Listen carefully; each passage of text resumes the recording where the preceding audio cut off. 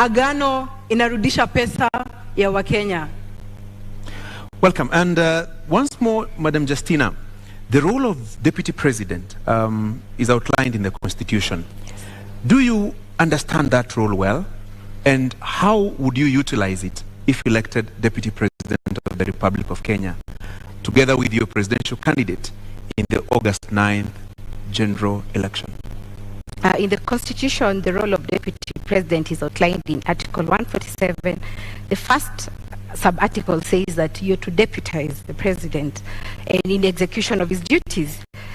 I understand this because currently we're having challenges, and maybe it's because of the aspect that politics in this country has taken. Politics is about numbers, they say. Politics is about tribal inclination and who has the tyranny of numbers. But our idea as Roots Party is that every Kenyan is having the challenge of unemployment, high cost of living. So we are here to speak to an individual Kenyan, devoid of tribe. And when I stand here, how am I going to execute? My work is not to start fighting my boss and telling him, I brought this in, I am better than you in this. No, my role is to support the Roots Party manifesto, which, by the way, it focuses on economic upswing, which we shall discuss, and legalizing and regulation of marijuana, which we shall also discuss in length. So I understand my role well, and for me, I do know that there's a president who is the supreme, and then I come in as a support system. Madam Ruth, similar 2 minutes to respond to this question. Your understanding of the role of Deputy President, yes, and how would you execute that function of Deputy President if elected in about 20 days? We know that Deputy President is the second highest political seat. So my business is to assist the President. My business is to sit in while the President goes out on duty. My business is to ensure that this country runs as long as the President has given me the mandate to do so. So Kenyans will not have the gap. And for me to have been picked as the lady of Agano Party, I am coming in to bring a balance. I am coming in to bring a change and decision making on the woman level and the youth level. Madam, kidogo samahani, una dakika moja unusu, bado na dakika 20, sekunde 20, bado una la kuongeza au umekamilisha? Makamu wa rais huwa anasaidia rais mwenyewe, huwa anasaidia kutekeleza majibu ile, the work that has been given to her in the presidential aspect. So my business is to assist. My business is to play the part of assisting and implementing what the captain and the 5th Mwaure David has stipulated. Na hapo basi ndo nitaingia. Justina amesema kazi ya makamu wa rais ni kusaidia. Je, mnakuja kusaidia tu? Mna mawazo? Ni watu ambao mnaweza kushauri, au umechaguliwa kwa sababu nyinyi ni wanawake? Wewe binafsi umechaguliwa kwa sababu wewe ni mwanamke, au ni kwa sababu una uwezo? Kwanza hilo swali la kuwa wanawake, Ruth and I are assuring Kenyans hakuna cat fight hapa, si ndio? Hakuna. We are going to share and execute what Roots Party requires. We are just not only supporting. The Deputy President has a role in giving their voice. And my role there is to amplify the youth voice, to amplify the women voice, because as it is where we are, I am happy because in leadership you have women in leadership, but we need more. So our role is to put in that the women also can add value. We are here to represent, or I'm here to represent the Kenyan woman in the kitchen who knows the high cost of cooking oil. It's affecting her. I'm here to represent the women who fuel their own cars. I'm here to represent the stay-at-home women who, when you tell your husband to give you money, he starts thinking you're not spending the money well. Yet it is the economy that has deteriorated. There's so much inflation. So it is not just to support. That is part of it. Part of it is to amplify our agenda as women, who we have been left behind for a very long time in this development agenda. So kusupport na kuweka sauti zetu kama mimi, kama wanawake na kama vijana. Madam Ruth, what is your voice then? What, arguably in the political sphere, somebody would ask you, what do you bring to the table? So what do you bring to the table in terms of capacity, in terms of the understanding of this role, in terms of your ability to execute the functions of Deputy President, if Kenyans give you the nod in about 20 days in this election? Okay, what I'm bringing in, one is the difference in leadership. That now, for the first time, to make history, is that we will have a lady deputy president. That for me is a key factor. I am coming in with intelligence, with my intelligence. I am coming in corruption-free. I'm coming in as a trustworthy person. I'm coming in to bring the development agenda that has been left out of the woman and the youth. Na Bi Justina, inakutia wasiwasi kwamba kwa upande mmoja mnaonekana ni kama kidogo kama Roots Party mnakuja kukiuka maadili, unaogopa kwamba hiyo inamweka kidedea Bi Ruth katika kinyang'anyiro hiki, kwamba unaonekana nyinyi mnakuja kuharibu, yeye inamweka kidedea katika kuvutia kura zaidi, inakutia wasiwasi? Sina wasiwasi kwa sababu Wakenya mahali wamefika. Mkenya amefinyika because uchumi umezorota. Idea zetu ni za kusaidia Wakenya. Kwa hivyo sina uoga wowote, niko hapa nitajibu maswali yote, because my role nilipoingia nilisema ni kudestigmatize manifesto ya Roots Party. Hata Ruth kabla anipige tukue na malumbano, ningependa asikize vizuri, ndio akiniuliza swali we be from a point of her understanding. Kwa hivyo sina uoga wowote. Na unaposema, nikupe dakika nyingine moja, unaposema hauna uoga wowote, awali nimesikia ukizungumza kuhusu tyranny of numbers. Nyinyi wawili yaonekana ni wageni katika ulingo wa siasa. Hauoni kana kwamba kuwa wageni kule kuna wapa ile disadvantage mkilinganisha na wale ambao pia wanagombea wadhifa huu wa kuwa naibu rais? Nyinyi ni wageni kwenye ulingo wa siasa. Ndio, naweza kuwa mimi ni mgeni, lakini mgeni huja na heri njema. Miaka 30 tunaobishana nao wamekuwa kwenye siasa. Tyranny of numbers imetumika kila saa kusema watu wetu. Lakini kama iko sahi, ni kila Mkenya awaze ajiulize, hawa viongozi ama hii serikali inanifaidi aje kibinafsi? Kwa hivyo mimi na Roots Party tunaleta a mind shift, change of mindset. Mkenya akuwe selfish kivyake, aseme ingawaje kabila langu liko uongozini sijasaidika, lakini hawa hata kama sio kabila langu wako na agenda na wanataka kupeleka Kenya mbele. So I'm not scared in any way. Anakutisha Ruth? Anakutisha Justina? Not at all, not at all. Tuko hapa kuleta mabadiliko ile Wakenya wanatarajia. So we are coming in to bring the change. Hii ni uongozi mpya. We are not frightened with the fact that there is tyranny of numbers. Those are numbers. But the actual fact is Wakenya wamechoka. Tumekuja kuleta mabadiliko ile wamekuwa wakingojea. Madam Ruth, 30 more seconds. Where are those numbers? Unasema you also have your numbers. Where are those numbers? The numbers are there, Francis. You know, as the fifth Mwaure Wahiga said, some of these research institutes have been sponsored. So worse than the Kenyans is reverse psychology. So that means they're trying to say the tyranny of numbers has an upper hand. Lakini ninataka kueleza kuna mabadiliko na agano iko site, watu wakate simu. Na vile Bi Justina, yes. Tunapoangalia katika uongozi na katika nafasi ambayo mmesema kwamba mnaielewa vyema ya makamu wa rais, tuseme kwa mfano kesho mgombea urais kwa tiketi ya Roots Party awe kwamba hawezi kuongoza, tuseme umechaguliwa, nini ambacho kinakupa hiyo motisha au uweze kuwa na ule ushawishi wa kuwa kwamba unaweza kuongoza kama rais wa Jamhuri ya Kenya? Kweli unatosha kuongoza kama rais wa Jamhuri ya Kenya? Zubeida, ukiangalia leadership iko na two aspects, the hard and the soft. The hard ni what you have been doing, legislations and regulations, but the soft is you talk to the hearts and minds of Kenyans. Hearts of minds of Kenyans inasema 5.5 million of Kenyans are unemployed. 1.2 million of Kenyans live below the poverty line of 220 shillings daily. That is what Kenyans are speaking about. Na hiyo ndio inanipatia courage, nasema ingawaje labda amwezi jizungumzia, mimi najitoa na nazungumzia. That is the truth of the matter, that Kenyans are struggling. Pia niko hapa, I'm representing the many parents who take loans to educate their children. Unajua wazazi wetu wakati walikuwa wanaona ati wao wakichukuliwa kazi ilikuwa after form 4 wanaenda kazi kwenye benki. But now our time, mzazi labda degree ndio itasaidia mtoto wangu apate kazi. Unfortunately, hakuna kazi, wazazi wamejekelea loans. Kwa hivyo mimi nazungumzia wazazi wetu, nazungumzia ule youth hana kazi, nazungumzia mpaka wale watu ambao in 1998 kulikuwa na bomb blast. Our Kenya wengi, over 3,000 were never compensated.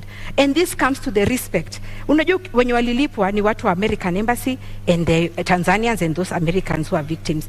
But Kenyans were not compensated. In my thinking, mtazamo wangu ni kwamba hawakulipwa kwa sababu Kenya haipewi heshima. Utapewaje heshima na una pesa? Angalia Middle East. Wakenya wanaenda kutafuta greener pastures, wanatesekea huko. Many a times people ask ati ambassador anafanya nini? Lakini niulize, ambassador na pesa ya mafuta, sisi hatuna, ni madeli tumejaza tele. Atawezaje kusimama na huyu mwingine? So our idea na Kenya kinanisukuma ni kwamba tunataka Kenya ipewe heshima, and we want when we talk, venye mzungu alisema put your money where your mouth is, tuweze kuongea juu tuko na nguvu. Madam Justina, 1 minute. There's something that has come up about sponsorship. Are you being sponsored by anybody? Your ticket to run for this presidential race? No, we are not being sponsored. And this is a question I'm posing.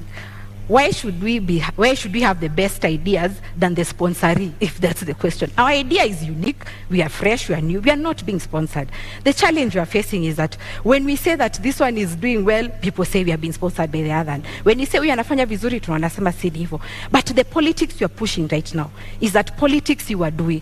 Politics is about amplifying the voices of Kenyans, giving different interest groups their voices. Na mwenye anashinda tunampa heshima. So we are not being sponsored by anybody. We are here mpaka mwisho. Ruth, that they are being sponsored by anyone? Clearly, wanakatata kutupatia even our own marks. In school, even the student who has 0, wanarudishiwa karatasi yake na scorecard. Lakini sasa our research institutes wamekuwa sponsored, wanatoa huyu mtoto mmoja, which I seriously think that ni kupunguza, wanapunguza namba zetu. Probably we could be a threat because Kenyans are tired. They want new leadership. Na haswa iwapo hampati ufadhili au msukumo kutoka kwa mtu yeyote, haswa nani anafadhili kampeni zenu kama Roots Party? Our mode of campaign ni kama ile ilitumika na PM wa India, Modi. Wakenya wamechoka in a way, they tell us come to Nakuru. Tunawaambia hatuna pesa. Someone tells you end of fuel kwa petrol station yangu, ama wanajiunga wenye petrol station fuel there.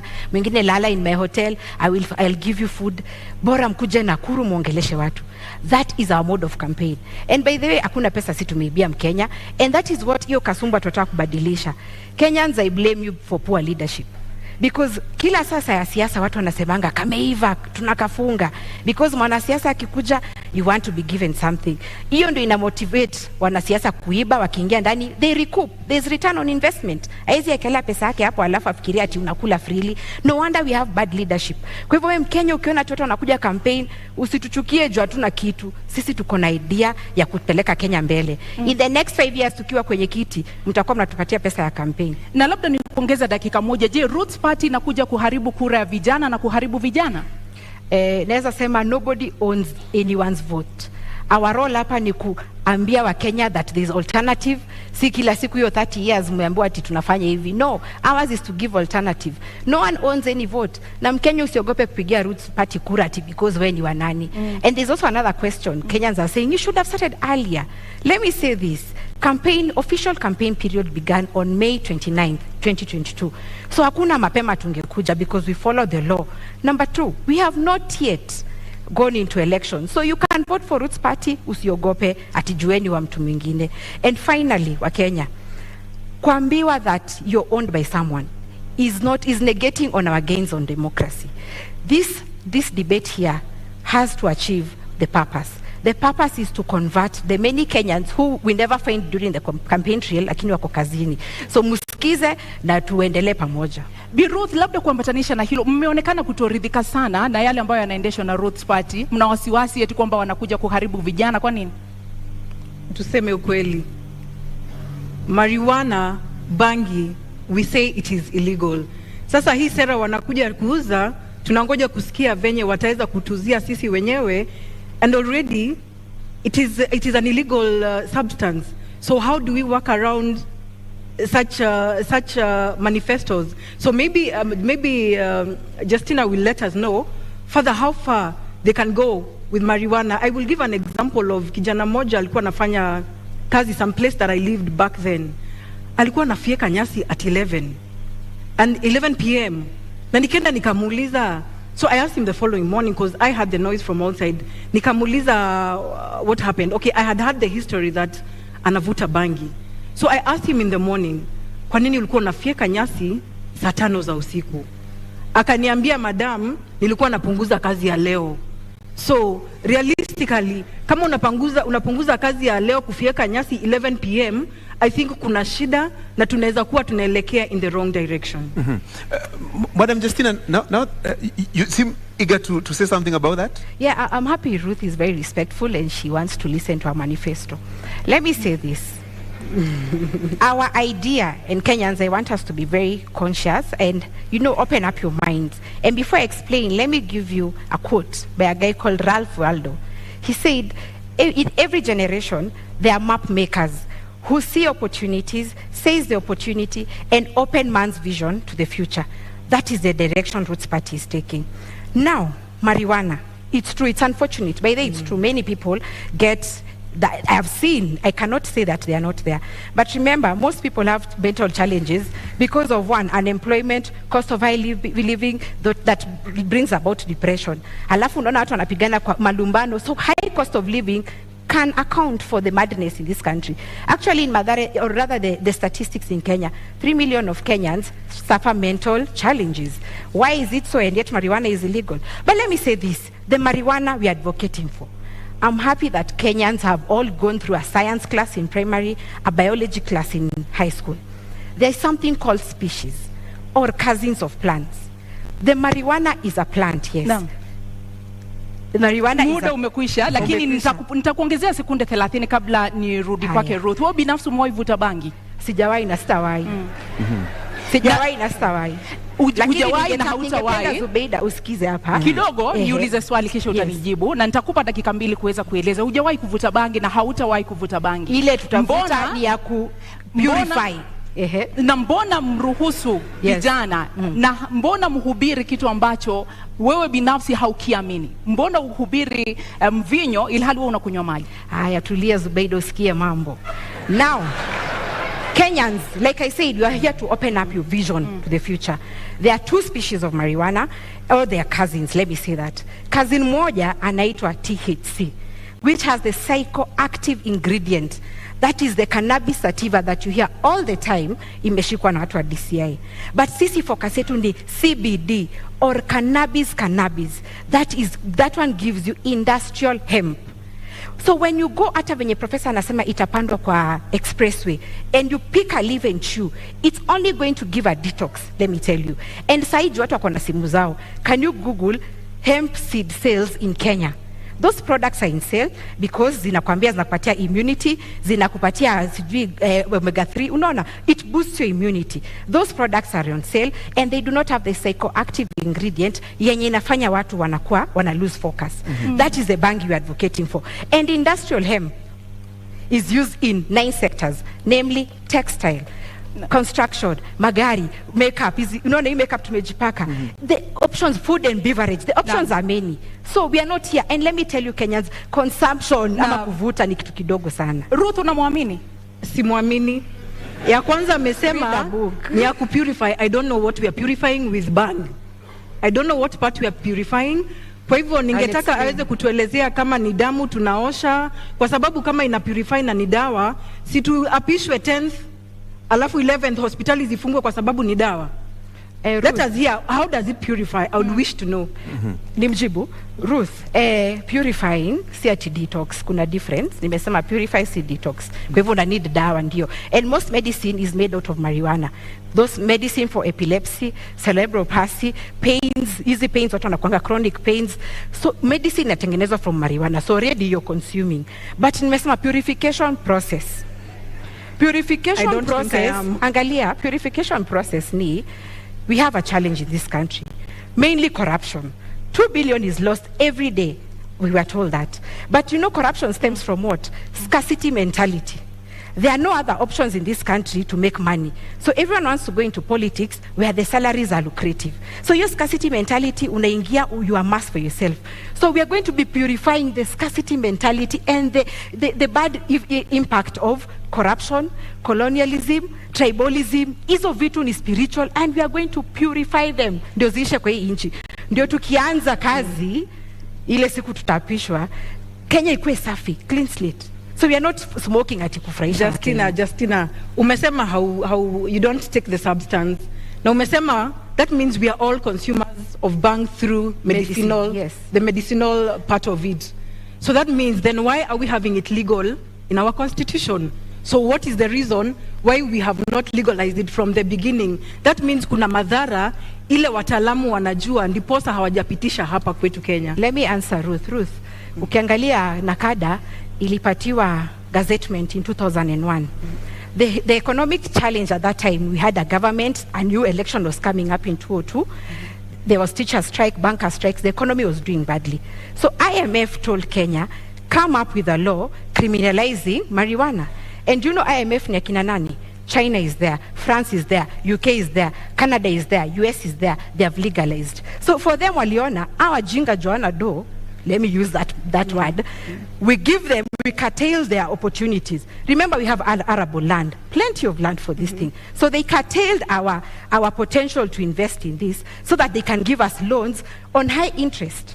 That was the idea. And when I say Kenya inastahili heshima, it's because we are disrespected juu hatuna pesa. So our idea, if they have legalized, yet they are the same ones who are coming here to tell us it's wrong, then I think we are still being colonized. Aki Justina, mi sija approve hiyo. I don't expect you to do kwa sababu Jamaica would have been a first world country.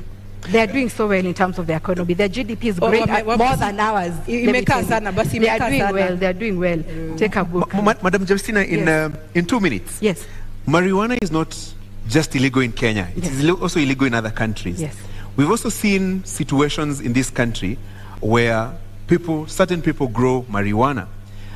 Why have they not been rich if growing marijuana was such a lucrative business? When you look at our neighbors, let's talk about Africa. Malawi has legalized for medicinal and it's restricted. Uganda is doing it, but it's the Israeli government who have come in to help them. As it is with their loan, Uganda was about to go the Sri Lanka way.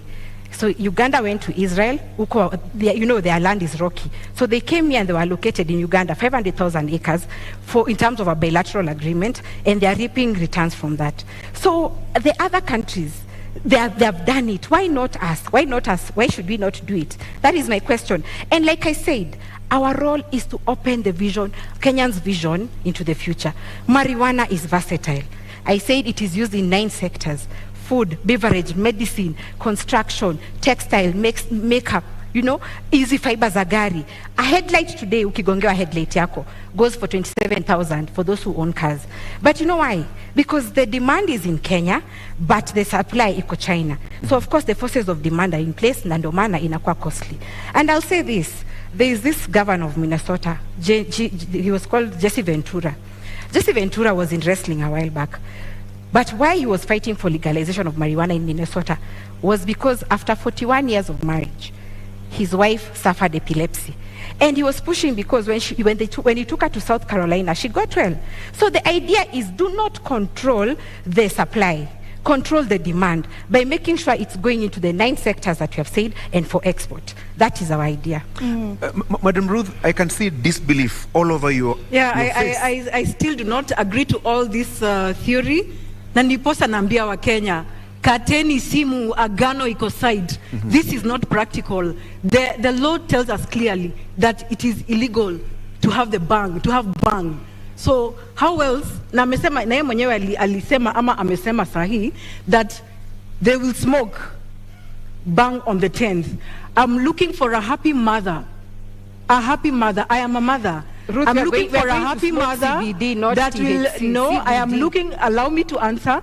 I'm looking for a happy mother who will attest that mtoto wake amevuta bangi and they are okay. Yeye mwenyewe pia najua ni mama. Nataka kujua atakubali mtoto wake avute bangi on that 10th because. Okay. For me, I don't think I would allow my children to take it up, nor my sisters and brothers. Good question. And I'm going to answer this question to you and Kenyans as Mama Wambui. I said open up your minds, dear Kenyans. The marijuana we are advocating for is industrial hemp. I think I gave the clarification, not THC. So Ruth, stop belaboring this idea that we are smoking. It is not for consumption. And is it smoking? It is for purification. You can even put it in those things, you know, you nature mamali, in a trust scent. So it's not smoking, it's purification. There's a difference. And it's true. It's true, Ruth. Okay. Mothers are suffering. Let me say this. I don't want to come off like I don't relate. I have seen mothers are suffering. And that is why Ruth's party has said, anyone who attempts to grow cannabis sativa, we are growing CBD or cannabis. We already have regulations in place. Number one, we license all farmers. Number two, we'll introduce agricultural officers to go around this country looking at those farmers and what they're doing. And there's a distinction. Even you Kenyan, you can report someone growing sativa. Why? The leaves of industrial hemp are very large, but the leaves of sativa are very small. So the agricultural officers will control licensing. So I think we're already controlling this measure. Let me give you one more minute to explain this. This is the theoretical talk about agriculture in terms of growing marijuana. What are the practicals? Have you identified the areas that you intend to grow this marijuana? What are the economic returns if this was to be allowed, if you're to become deputy president? Okay, marijuana is going to spur up our economy because agriculture has been given a backseat. The challenge we're having now because of FLA, many of the Kenyans or the youth who are in the bread basket of Kenyans have migrated to the urban areas to do what? To be boda riders. They're thinking there's money because agriculture, they're not viewing it like it has money. So these are the returns. Look at China, for example. In 2021, they made 1.2 billion USD out of 169,000 acres. That is China. Now look at our case. And by the way, land in Kenya, when you look at the NLC report, Kenya is close to 144 million in acres. 80% they say is dry and arid. 20% is what we are using. So when you bring marijuana will be like crop cover to stimulate our soil so that it can be able to produce other things. So we are focusing on the arid area, the 80% of it. 20% of it is where Kenyans are crowded. So we'll open up space so that we use all the other land that we have. Bi Ruth, kidogo kuambatana na kile ambacho wamesema, unadhani uchumi wa Kenya haujaimarika kwa sababu hatujahalalisha bangi? Wakenya wanaumia kutokana na gharama ya maisha kwa sababu hatujahalalisha bangi? Hapana, sikubaliani na hiyo. Uchumi umezoroteka kwa sababu ya corruption. And that is why Kenyans, we are coming in to bring in a new leadership, a new change in how things run in this country, and give Agano Party, Mwaure Waihiga, the chance to come and be the president of this country. Corruption has eaten us up. In every corner of each sector, corruption has eaten us up. It's not that we do not have bangi, lakini corruption imetukula sisi wenyewe. We have eaten ourselves up, and a few of us know ourselves. So we are going to deal with that. Let me add something quickly. Okay, when you look at private businesses, they look at what is our competitive edge. How can we be ahead of our competitors? So it's not that uchumi imeharibika because of no legalization of bangi. Of course, I agree with Ruth, corruption should be blamed. But look at this situation, that if private businesses are looking into the future, why is government scared to look into the future? And the future is legalization of industrial hemp or marijuana. So our idea as Roots Party is to run a profitable government, devoid from increasing taxes from Kenyans, from getting further debt, but we are going to look for our own money. Our own money will come from legalizing and regulation of marijuana. Case in time, a pilot study will be Kulalu Galana, the 1 million acre project. Iyo equal 1 million, that is times 5 of what China got in 2021. So we'll have 6 billion USD. You can do the math in Kenyan shillings. That money is money that will be used to pay teachers, pay the civil service, increase their salaries in trenches. So for us, tunaangalia competitive edge, what private businesses do. Niulize Justina swali kidogo. Kuna kuanga na employee incentives. Ukifanya kazi kwa bakery, huwa wakati mwingine unapatiwa mkate uende nayo nyumbani. Na je, bangi wataenda nyumbani na nini? Wataenda nyumbani na, very good question. Wataenda nyumbani na proceeds of bangi. And it's good you brought me to this idea. The youth in this country, not all of them want to be employed. But hawa vijana wanatafuta capital. Unaenda bank unaitishwa logbook, title deed. Kweli, you don't have. What you are going to do with Roots Party? I told you government owns 10% of 144 million acres. In every county, government land will give 200,000 acres to a youth. We'll have a thing like the YALI project, which we are calling Roots Entrepreneurship Initiative. Tunafanya competition, tunachukua 50,000 youth. Kwa hiyo mradi ya 200,000 acres. Na ujue bangi grows in 4 months. So akishauza hiyo bangi yake, hiyo proceeds, 2.8 million according to hesabu za China, youth atakuwa na capital, seed capital ama capital to boost their business. So you won't take home bangi, Ruth. You'll take home capital for investment. But ni illegal, lakini bado watu wanavuta. I don't know how we will deal with those incentives. So those are the challenges in this country. In fact, we should ask the ones who are in government now, why is it illegal and Kenyans are smoking? That's the question to them. Kwa hivyo Ruth, kwako wewe ni kuhalalisha kutohalalisha bangi au ni swala la maadili? Kutohalalisha, the constitution does not allow. Lakini unaona kwamba inahujumu maadili? Sorry? Inahujumu maadili au haswa tatizo lenu kama Agano Party ni kwamba bangi ni mbaya, haistahili kuhalalishwa au ni swala la maadili? Ni maswala ya maadili na si Agano Party, ni wa Kenya. Kama it is already legal, it is currently illegal. So how safe is it? How safe is it when we start taking it up? That means we are destroying a whole generation. We're destroying our children. I am concerned as a Kenyan. So you're being unfair to Ruth. You know Ruth cannot support her manifesto. So it's true atasema ni mbaya. Let me give you some 60 more seconds, Ruth. Yes. Is it a question of faith and values that drives your opposition to the Roots Party's manifesto and proposal to engage in marijuana farming? It is more values. It is more value and faith too, yes. It is more values and faith too. Because I'm trying to look at right now, currently what is happening in Kenya right now. Nirudie statement. It is illegal. Lakini watoto wamejaa madhare. Wamama wanalia pale nje. So I'm wondering, how many are smiling? How many are going to smile? How many are educated out there to know that hii ni biashara, mtoto hafai kuvuta? Children are idle out there. Watajaribu kuvuta kidogo, and you know the consequence is going to be what we all know. Watoto tunapoteza ufahamu, tunapoteza future. I think I was clear on the control measures on this, Ruth. Nilisema the seed will be CBD, tutatumia KEFIS, tutapatiana licenses, we'll reintroduce agricultural officers to man or inspect what Kenyans are doing, and we are also going to bring back the NYS, those ones who have graduated, to control government marijuana. So I think the control measures, and that is why we are saying legalize and regulate. Unajua hata ile shamba iko thika pale ya mananasi iko na control measures, lakini bado watu wanaiba. Sasa it is our Kenyans, we need to change tabia zetu venye Ruth anasema. Yes, if take electrical fence, I don't know. Very well. Let me move you now to a different aspect of this debate. Yes.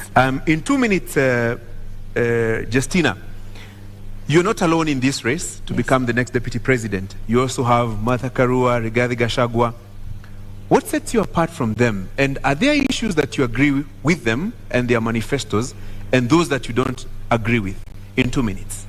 Let me first say I respect the ones you've mentioned, because I remember 30 years ago, I was a young girl, they've been in politics. So being on the same ballot paper with them is very humbling. And there are strides they have made, fighting for democracy of this country. So I respect that. But what sets us apart is that 30 years they have been there. They have been telling us the same narrative which they're telling us now. They are not responsive to the youth of this country. Youth whose parents took out loans to educate them, and they're still living at home because they're unemployed. What sets me apart is because I can relate to the youth of this country who know that unasoma na hakuna kazi. That is number one. Number two, I can relate to the businessmen. Maybe them they're in government, they've been in leadership. That is where they draw their salary. But I relate to a businessman, like from where I work now. We're into excavation and supply of building materials. And Kashori, I can tell you, business is down. Why? Increase of cement, chuma zimepanda bei, Kenyans do not have purchasing power to build a house. And that business is very satisfying because you know our role is what? We are the first stroke of paint. When you want to build your house, sindo tunatoa cotton. But it saddens me that Kenyans cannot afford. They are not building and neither are they affording to pay rent. So that is what sets me apart. I know that what we need now is policies and leadership that is responsive to the plight of Kenyans. Madam Ruth, same question to you. This is it's a political competition. You're not in the race alone. Yes. What would you use to convince the Kenyan voters, to elect you as the next deputy president and not your competitors, Rigathi Gachagua, Martha Karua, and in this case, Justina Wamai? Let's first talk about the other two who are not in this debate. Yeah, at least for Justina, we have probably a lot in common because we are new, we are fresh. But our competitors, yes, they have experience, but they have let us down. I have voted for the last 2 decades. I have chosen the same leaders. So I don't see what difference they are coming to bring in, because I feel like some of them are sanitizing the leaders who have been there. We want new blood, we want fresh blood, fresh ideas, so that we gear this country to a different direction. What is this new idea, fresh idea? What does it constitute? Corruption. Our big agenda is corruption. It has eaten us in big ways and in every way. So corruption is our bangi. So that is what we are after. Then the rest will be able to be balanced out. Justina, the same question. What about the larger coalition setup? You know, let's say the Azimio setup, the Kenya Kwanza setup. Do you see any challenge there that would inhibit you from becoming the next deputy president, for example? No, I'm not challenged in any way. Rashori, I told you that Ruth's party realizes it is wrong, it is very wrong that 5.5 million of Kenyans are unemployed. 1.2 million of Kenyans are below the poverty line of 220 shillings per day. So these people have been in government. I dare say that they are to blame for our current situation because they never looked into the future when they were there, or the time they've been there. Maybe the future was telling them, legalize marijuana. It's going to set us apart in terms of competitive advantage. They didn't do it. So I'm not scared because every individual Kenyan, it doesn't matter what tribe you are, what creed or educational background, everyone is suffering. Let me tell you this. Ask a woman who has a salon or a man who has a kinyozi. Do you know boys are saying ati beard gang? It's not a maneno a beard gang. There is no money kukwenda kunyolewa. So Kenyans are lacking. Unaona pesa mkononi or the purchasing power iko chini. So I'm not scared because I'm amplifying the voices of Kenyans. Right. Bi Ruth, haswa kwa sababu umetaja maadili, umetaja ufisadi. Kwa kuwe unaelewa vipi sura ya 6 ya katiba? Maadili haswa kulingana nawe ni nini kwa dakika 2? Maadili, integrity, kwa maoni yako ni nini haswa? Unaielewa vipi? Maadili kwangu na kwa Agano Party is the intention to be transparent, is the intention to be trustworthy, an intention to be trustworthy to the Kenyans who have employed you. Kwa hivyo pale mimi naona the integrity has been compromised with the current and the past government and our competitors. Kwa hivyo tunaomba wa Kenya waweze kutupatia nafasi kwa kuwa sisi ndio we are ready to be audited, we are clean. So why not give us the chance? We are not threatened by the other pair of competitors because they have been in it. Kenyans have seen, Kenyans know. This is nothing new to us. Ni kubadilisha tu, tunahitaji kubadilisha. And Agano Party is coming in as the option ya kubadilisha. Na kwa nini mnaamini kama Agano Party kwamba Agano Party ndio inakuza maadili na sio Roots Party? Mbona mnaona wao ndio wanahujumu maadili? Maadili hapo ni personal. If I got your question right. Integrity is very personal. For me and the fifth, Maure Wahiga, he's entitled to audit. I'm entitled to audit. Ndiposa tunaweza kusimama mbele ya Wakenya kuambia, they trust us with this job. We have nothing to hide. We have no worry on what we need to do. Pale corruption tumesema lazima tutamalizana nayo.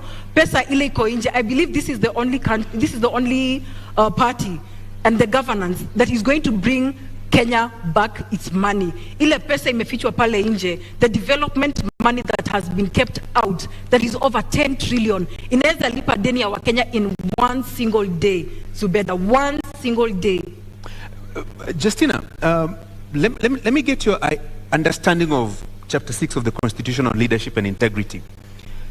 12 years later, what do you think is the challenge in implementing Chapter 6 of the Constitution? Let me say this.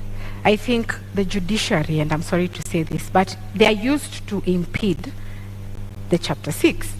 For example, if I went to IBC and they said my degree is not right, I'll run to court, and then the court will say, fine, can you clear Justina? And then there are other issues, there are other agencies. For example, maybe the university or the Commission of Higher University will say, no, it's out of our, out of our mandate, we can't handle Justina. So I feel that Kenyans have this attitude: when you do wrong, you run to court and your money will be used to sanitize you.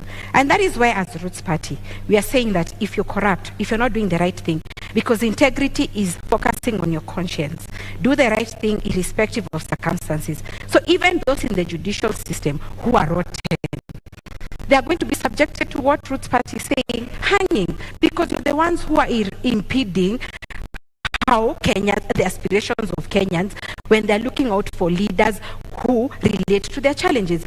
And not just leaders, but leaders who are within the Chapter 6 of the Constitution. So integrity is very key. And yeah, we are propelling it. Professor and I have not stolen any money. We've not been in government. We are genuine. And I always tell Kenyans, tupende bure, we don't have anything.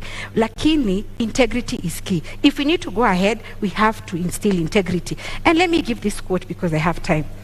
There is a quote that Mugabe says, how can you tell young people that education is a key, yet you have poor graduates and rich idiots? So the thing is, we have to make sure that the youth, the younger generation, I'm sure right now they're watching because their parents are watching, the younger generation needs to move away from this idea of deals. And our idea, Gashori, means that you shouldn't be my friend to benefit in government. You have your own marijuana. You don't need a deal. You don't need a tender from government because Justina is your friend. Wekele industrial hemp yako will pay you according to the market price. Ruth, you've been in this country in the last 12 years. Yes. And you Since understand. I was born. Yes, and you understand Chapter 6 of the Constitution.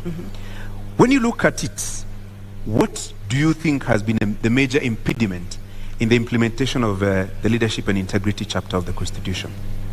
That is lack of will.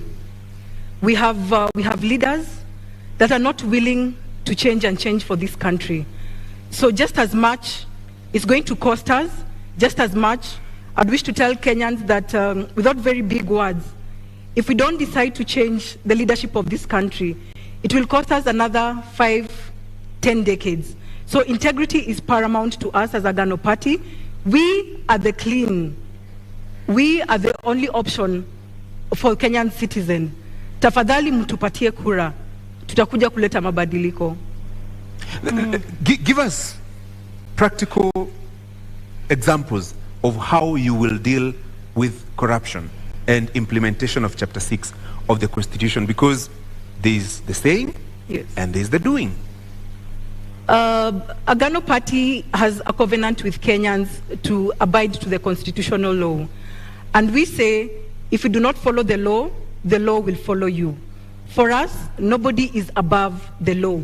If you have been in corruption, you will face the law. We are not hanging anybody.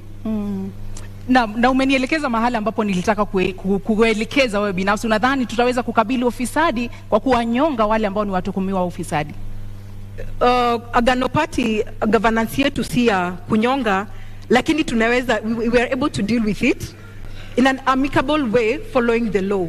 I don't think even kunyonga is in the Constitution. So that means the one wana breach kuvuta bangi na the next wana breach kunyonga watu. Bi Justina, mmesema kwamba mtasitisha katiba mtakapoingia mamlakani. Hasa mtakuwa mkitumia vigezo gani kuhalalisha hukumu ya kuwanyonga wale watuhumiwa ufisadi, namna ambavyo unasema kwamba mtawanyonga? Na tujasema tutasitisha katiba as a whole. Tutasitisha parts. We will suspend parts of the Constitution that are not working. Chapter 6 is not working. Hiyo tutasitisha. Because we need to instill fear in public assets of the public. Let me tell you this. In China, if you're corrupt, you're shot. In UK, if you're corrupt, you're taken to court or you're jailed. In Japan, if you're corrupt, you're so scared, you commit suicide. So why is it that Kenyans are jittery about, we are crying every day, corruption accounts for this loss of money, but when it comes to executions, Kenyans are jittery. We are going to suspend chapter 6.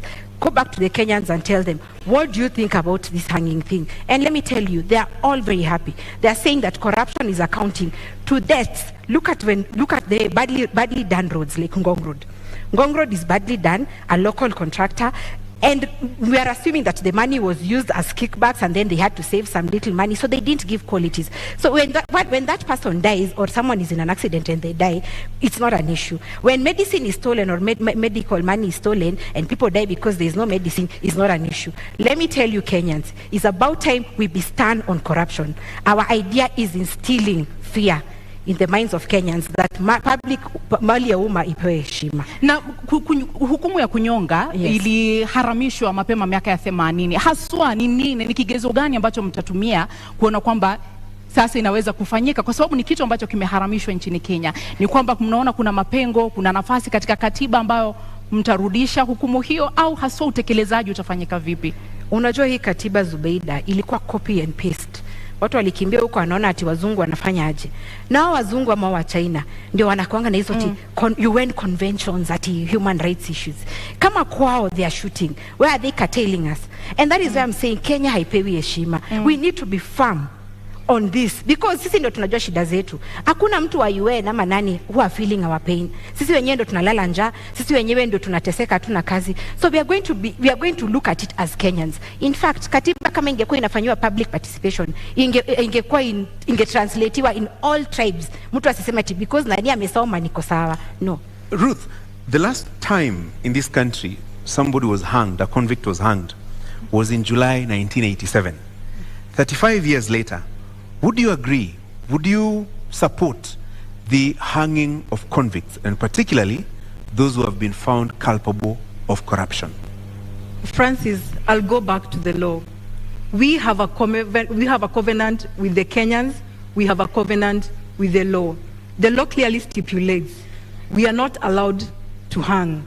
So what business do we have hanging convicts? There is a law that enforces corruption, the people who have committed corruption. So for us, ni kumaanisha wakivuta bangi on the 10th, one, that is breach of law. Sijui kama hanging is part of it, because it is breach of law. They have broken the constitution. So I don't think I would agree that we need to suspend part of the law. Just need to probably sit with experts if we need to revise. But I don't think we need to hang people's life. People deserve to live and be corrected. Ruth, there are very many injustices. Let me give, for example, Anglo-Gleesing golden bag. Yes. Money was stolen in this country. So in your opinion, the Agano way, how would you do it if it's not hanging?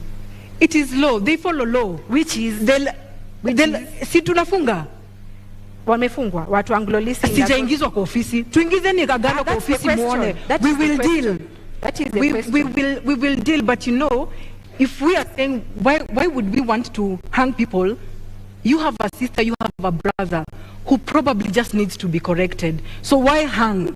Na wenye wanakufa because of road accidents, lack of medicine, au si wa Kenya, wenye watu wameiba, wanakufa. That is unplanned. KEMSA is planned. Life is life, Ruth. Life is life. No, KEMSA, the Anglo-Leasing, all this is planned.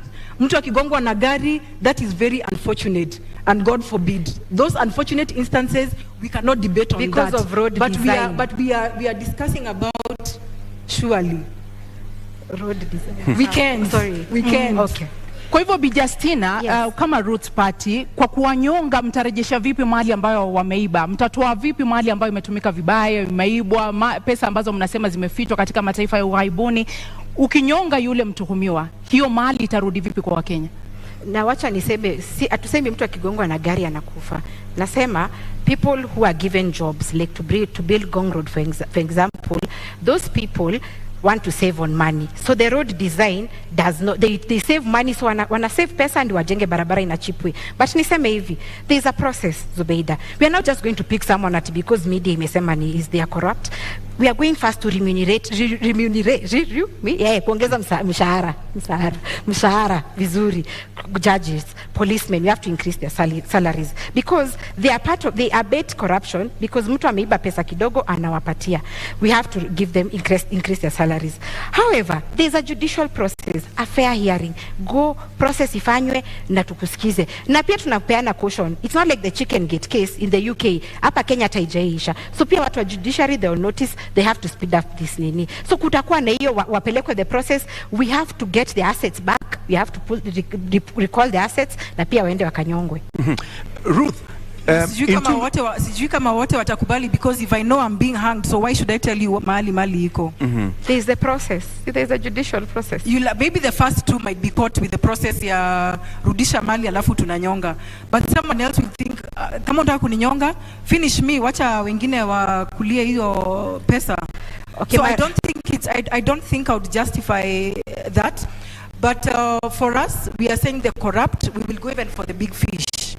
Sisi hatuogopi, tunataka pesa irudishwe, ndio imeweza kuumiza economy ya hii country. We have, our president is planning to give a moratorium where the Kenyans who have stolen our money, wameficha development money, warudishe, wanapatiwa nafasi ya kurudisha.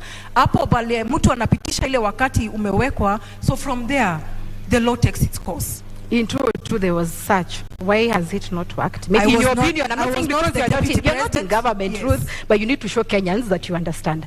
So, it was there in 2002. What in your opinion is what is the reason why it didn't work out? The idea that you're sharing, in your opinion? Leadership problems, Justina. We are different leaders here. Let's talk, because you seem to agree on the seriousness and the challenges of corruption in our country. Yes. Given an opportunity, Justina, in 2 minutes, given an opportunity to be the next deputy president with the government that you will form with the presidential candidate that you're supporting, what are the specific areas that you would target in terms of dealing with corruption practically? Because there's the whole question of administration of justice. And like I said, the 3 arms of government they are being threatened. How? The independence rather is being threatened. When, for example, the executive says this, someone runs to court, and then the process is stopped. That is the backdrop of why we are going to suspend the constitution. But yes, administration of justice is there. But again, has it worked for us? And you know, law was made for man, not the other way around. It is upon us as Kenyans to sit and say, are you happy that 2 billion is lost every day? They say no, because it's accounting to unemployment, inflation, high cost of living. So we are going to we'll be together with the Kenyans. We are going to call for public participation.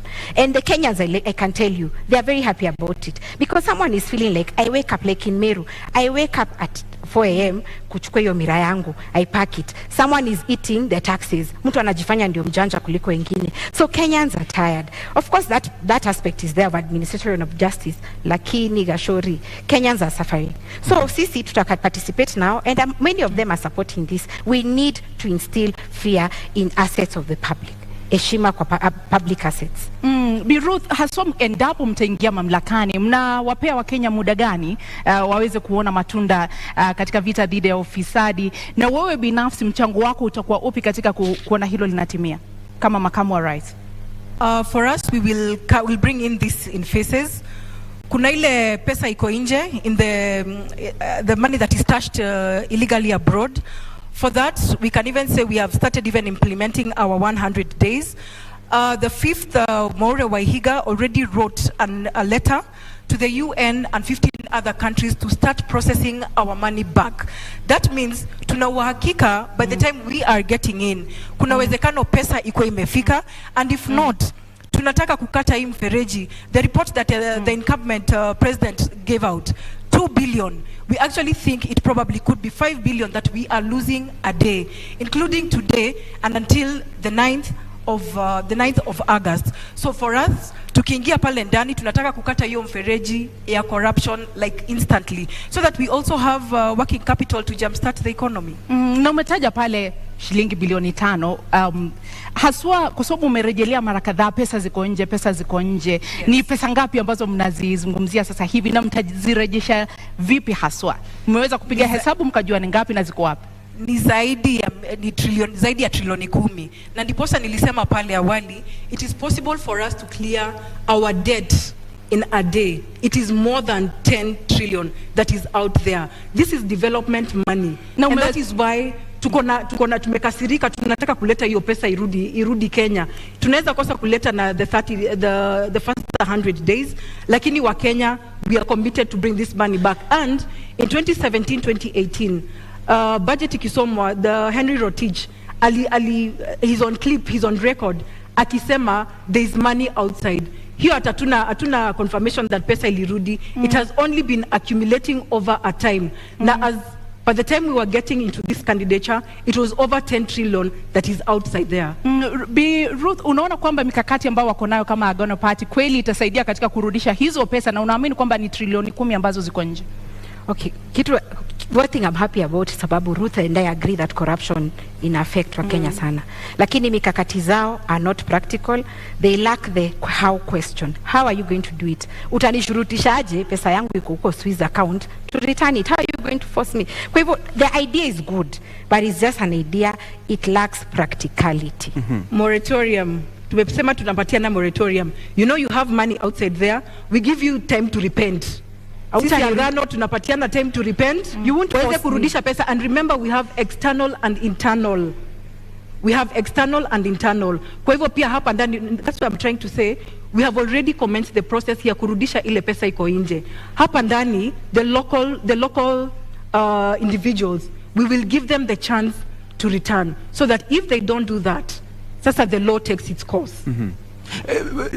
Hapo in another 30 seconds, Ruth, when you say pesa ziko nje, give us specifics. Let me give you a minute actually. When you say pesa ziko huko nje, do you have the specifics? This amount of money is in this country, this amount of money is in another country, and is taken there by so and so. Do you have the specifics? I may not be having the specifics, but we know the big fish that is having money out there. So, yes. Justina, pesa ziko huko nje? Do you believe kuna pesa huko nje? Okay, I believe tumeambua Pandora box kwa media, but sisi tunasema yaliyopita si ndwele.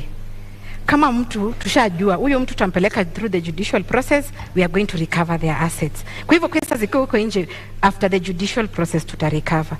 But mimi niseme hivi, there are so many injustices in this country. Anglo leasing, hizo zote, you know, post-election violence zote zimefanyika.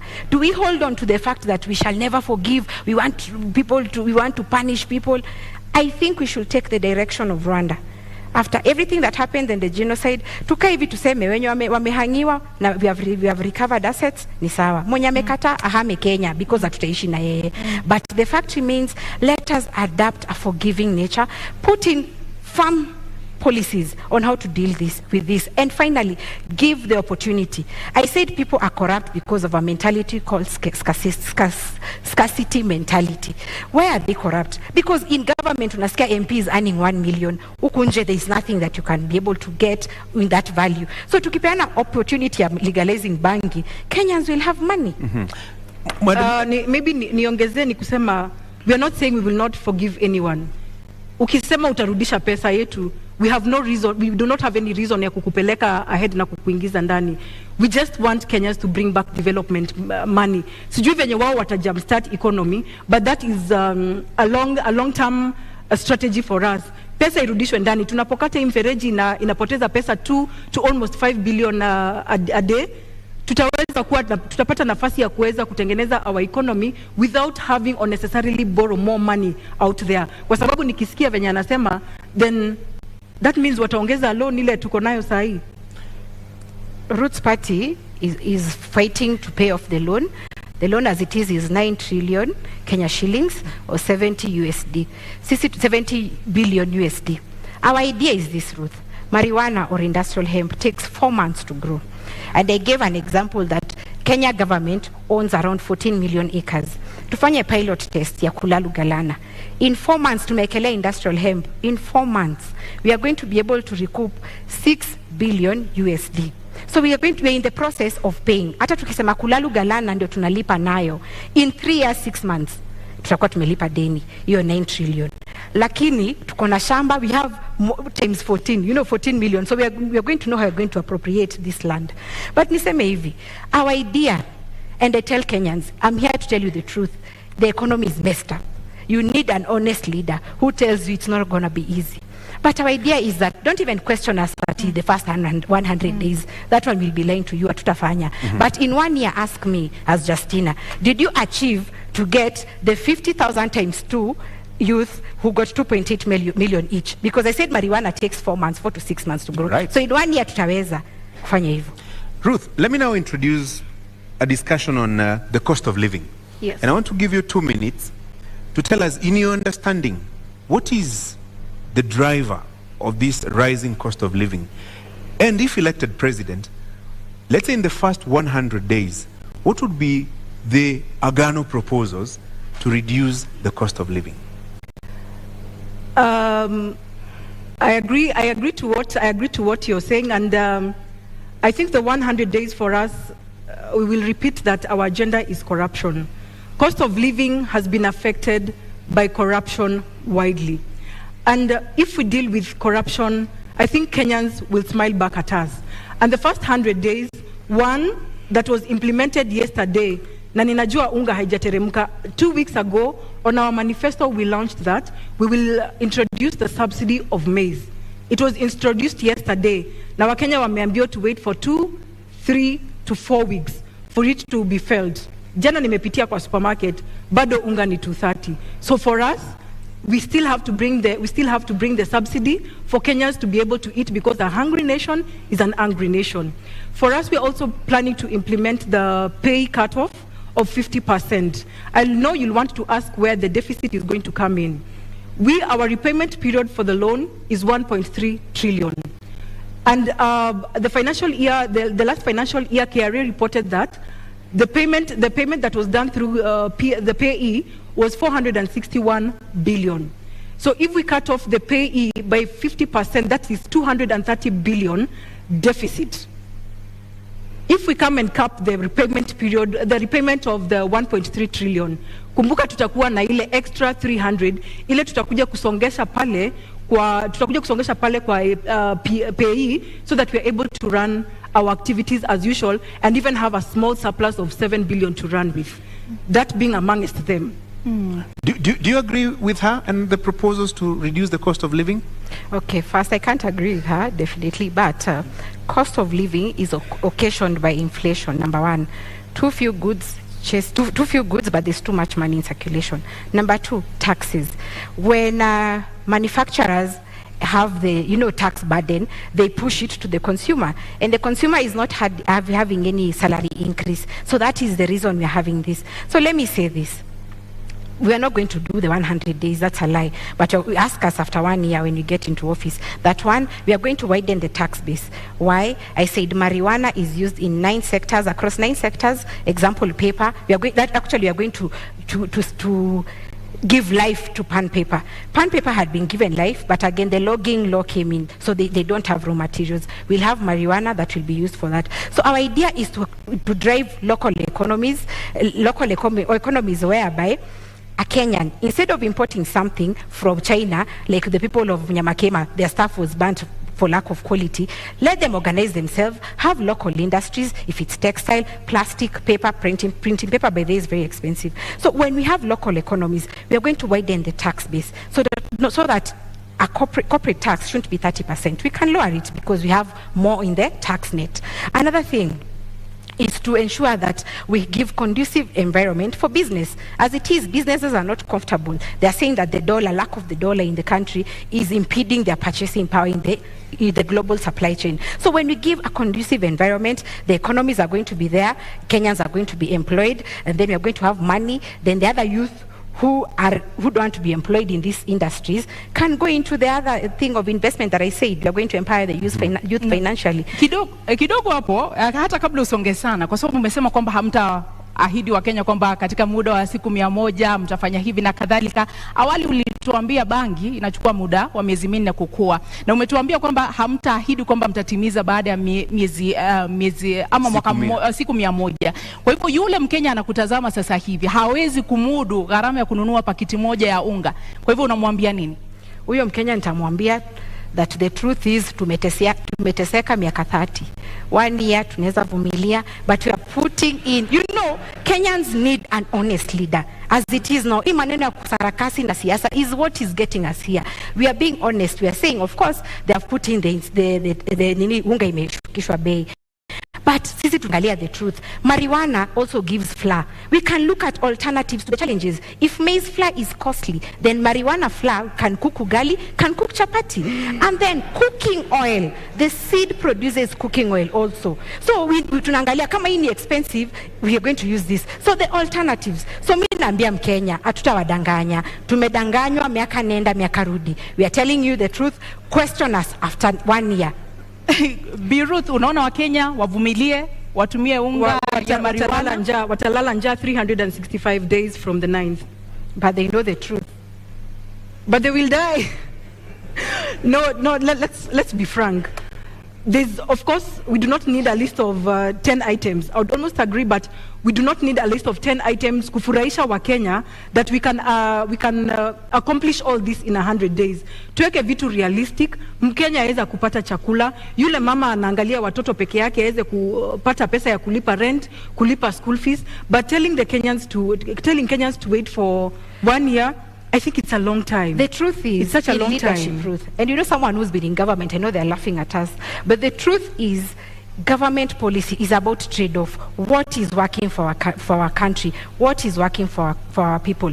So if we come here and say, tutaangusha bei ya mahindi, farmers walitoka Ushago, they came to Nairobi. There is rural to urban migration. They are border riders because farming doesn't have money. It is about us giving the conducive environment for agriculture to thrive. Watu warudi Ushago, they grow the maize, they grow the marijuana, they do the miraa, and actually we are giving Kenyans an alternative. If you're a miraa farmer, continue doing, no problem. But we need Kenyans to know it's not about the government doing things. We won't lie to you, and that is why leaders or politicians lie to us. It's about telling Kenyans the truth. Here is a trade-off between a very bad situation and a worse situation.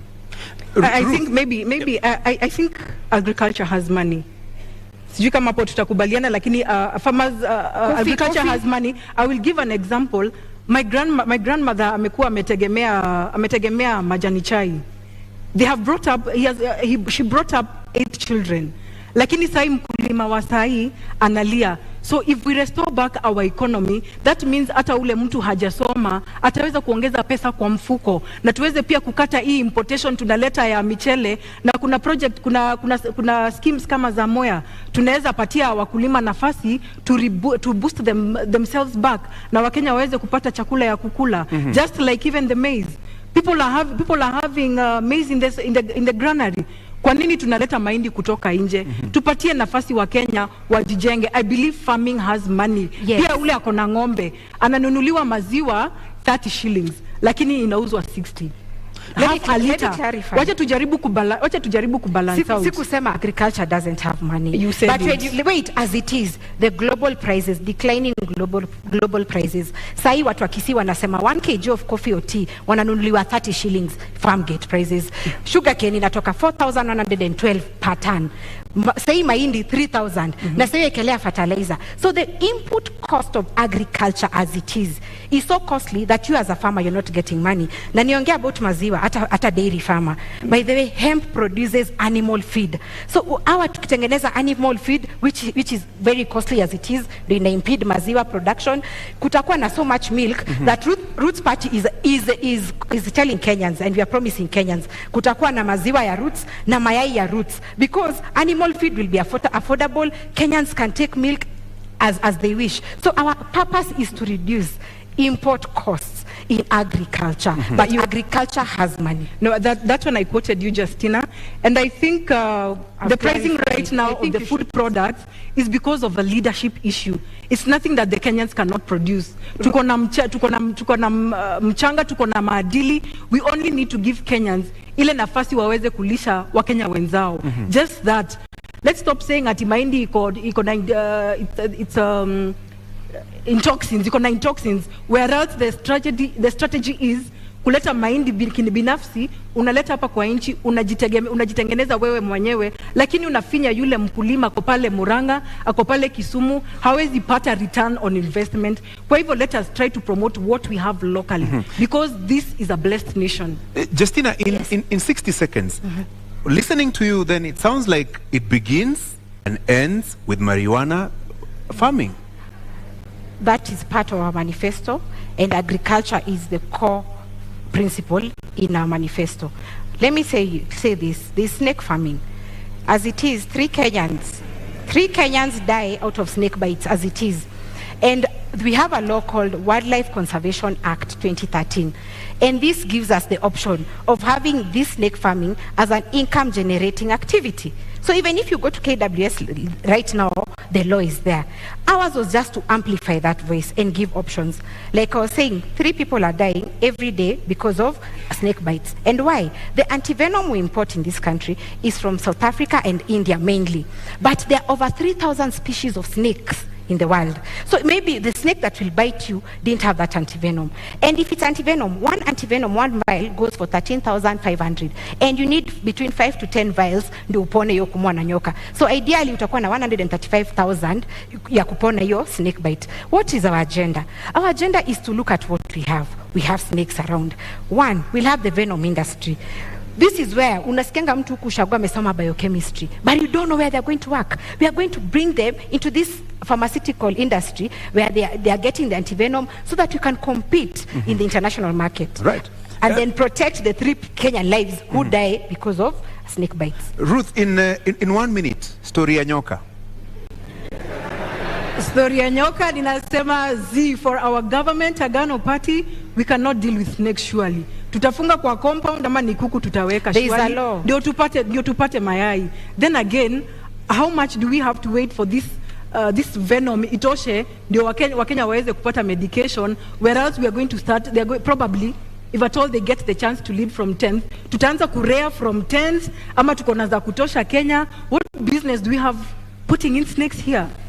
We have amplified what is there. There is a law, Wildlife Conservation Act 2013. Today is 2022, so it's been there for a while.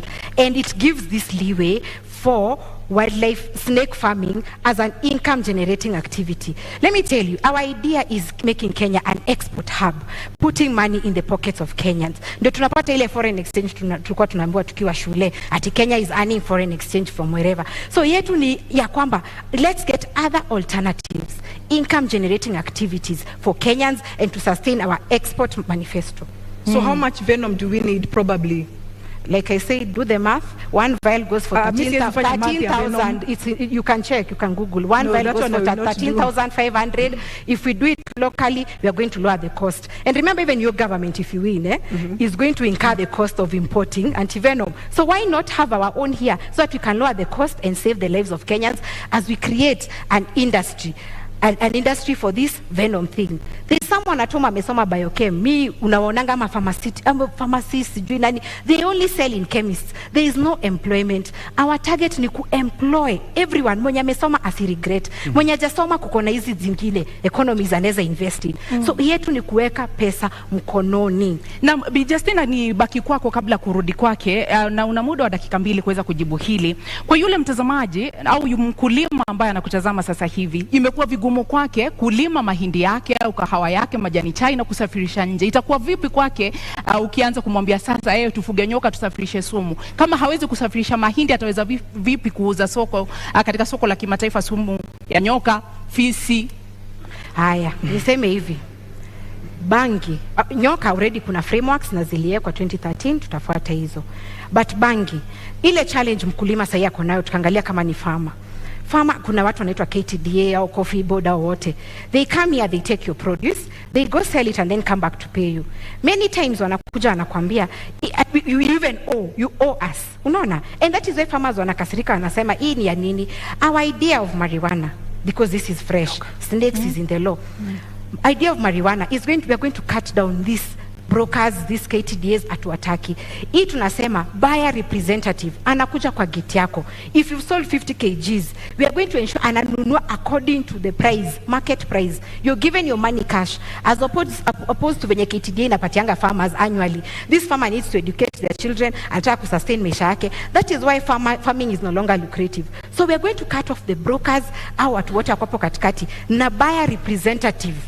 Kama ananunua, anakuja kwa farm gate, anachukua produce, anapatia cash, unajipanga na pesa yako. Na hao nyoka wataiko wapi? Ni kwamba mtajenga vibanda. Unajua sasa hivi ukienda kule mashambani kila mtu ana mahali ambapo anaweka kondoo, ng'ombe. Hivyo sasa utajenga pia panyoka, fisi na vitu vingine.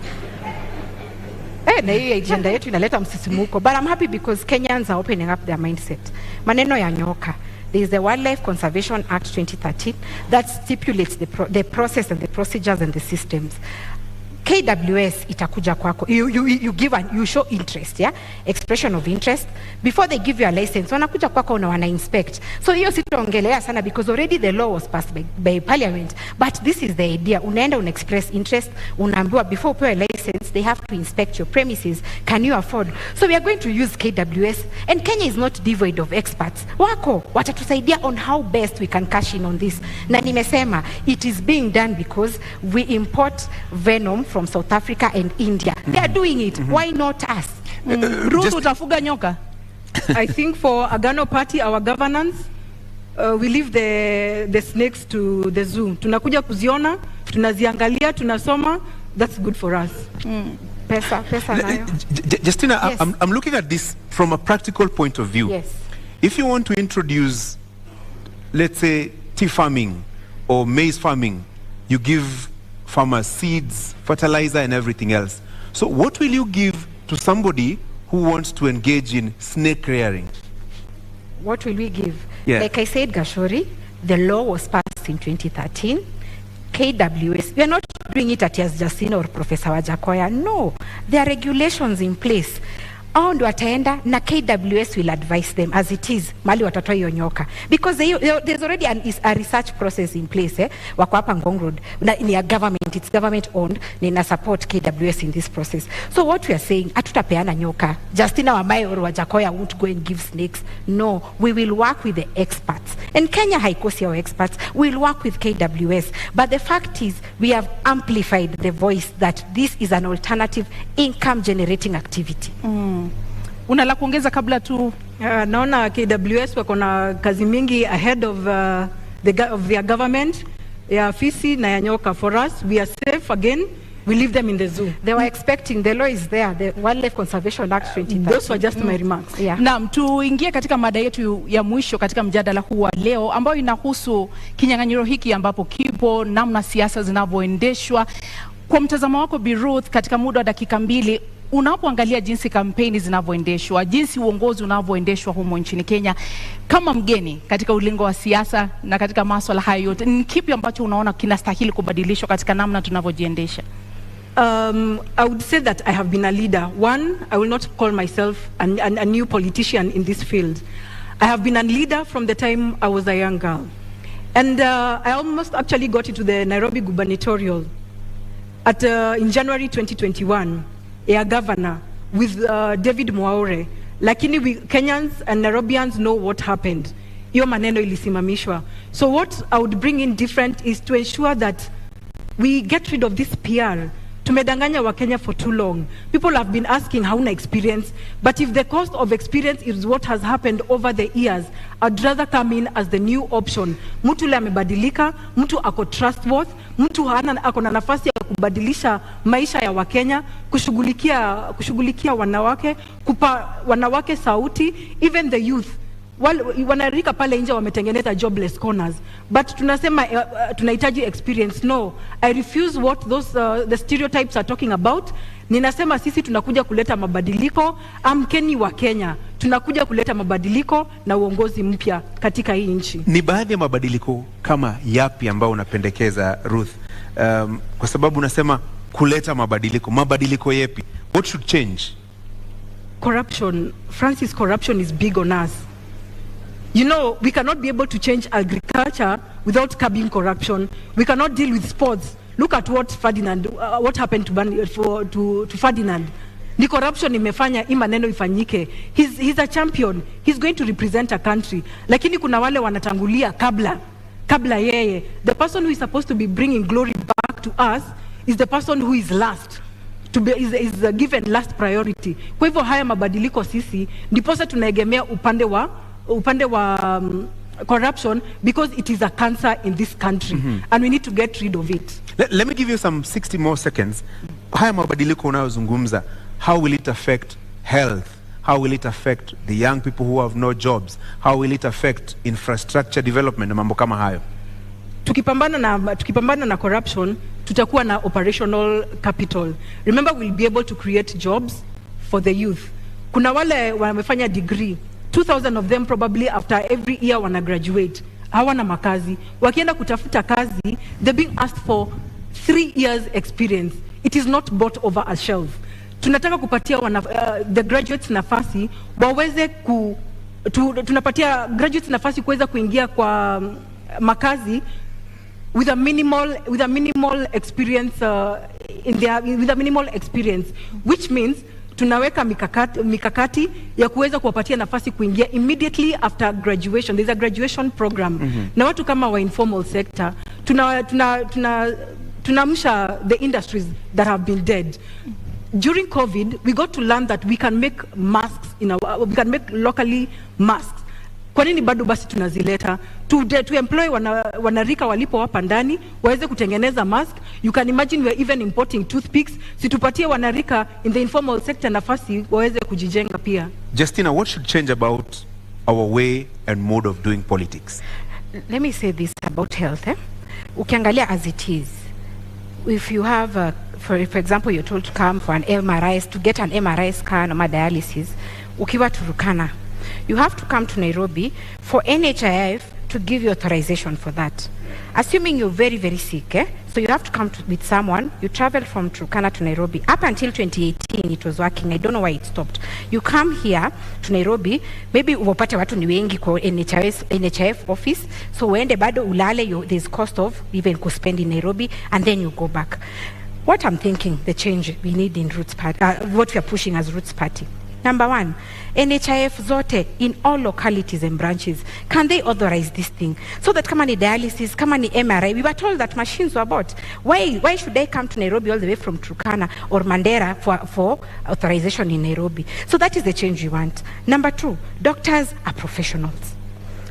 They should also have their own health service commission. They have been fighting for this. So as Roots Party, we are going to push for that. Wacha wajipange kama Judicial Service Commission, because health is very, very paramount in this country. Another thing which borders on devolution.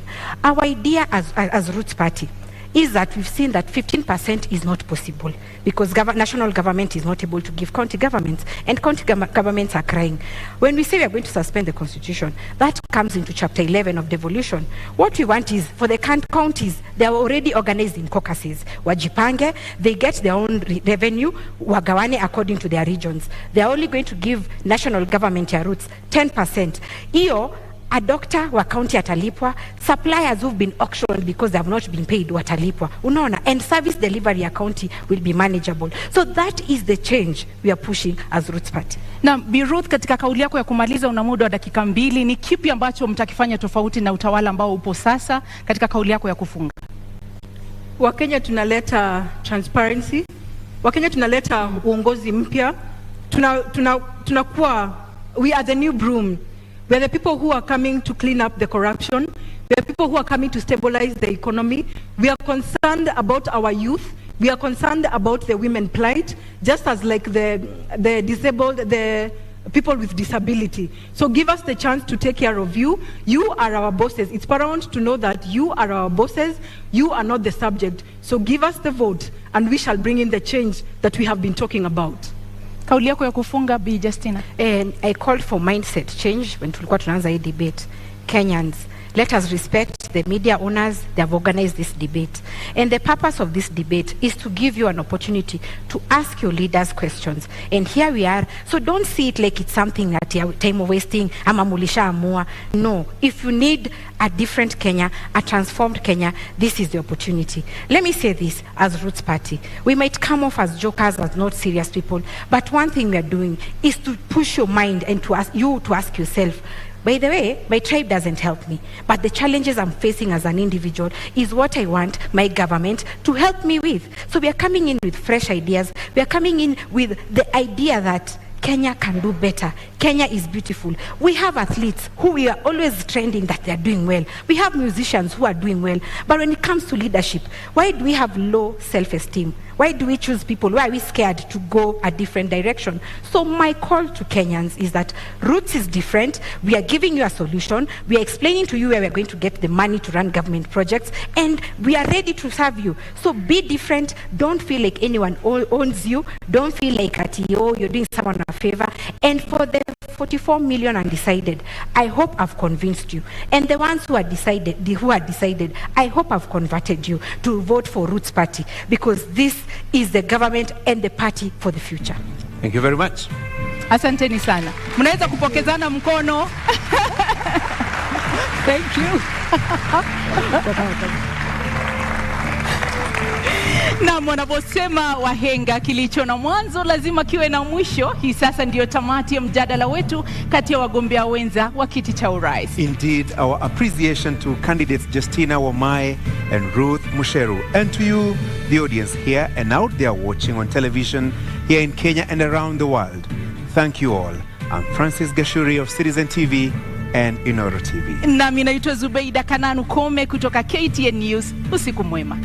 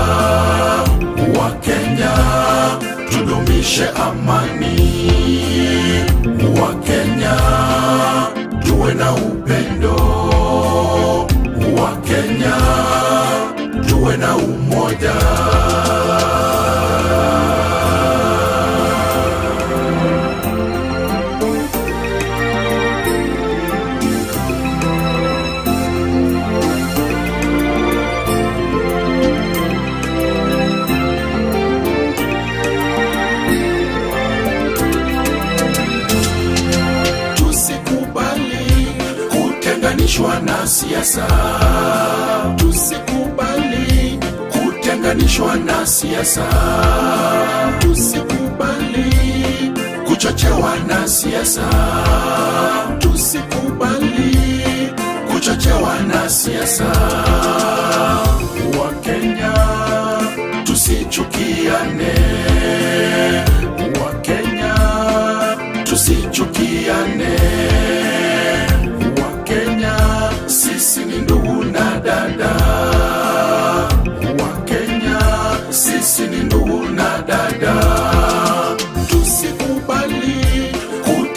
kutenganishwa na siasa. Tusikubali kutenganishwa na siasa. Tusikubali kuchochewa na siasa. Tusikubali kuchochewa na siasa. Wakenya tusichukiane. Wakenya tusichukiane. Wakenya sisi ni ndugu na dada. Wakenya sisi ni ndugu na dada.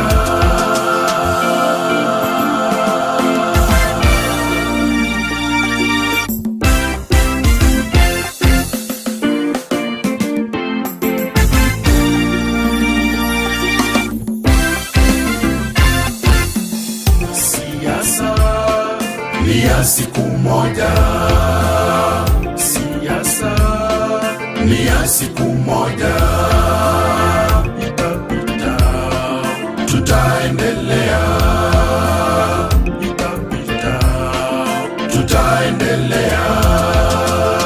Siasa ni ya siku moja. Siasa ni ya siku moja.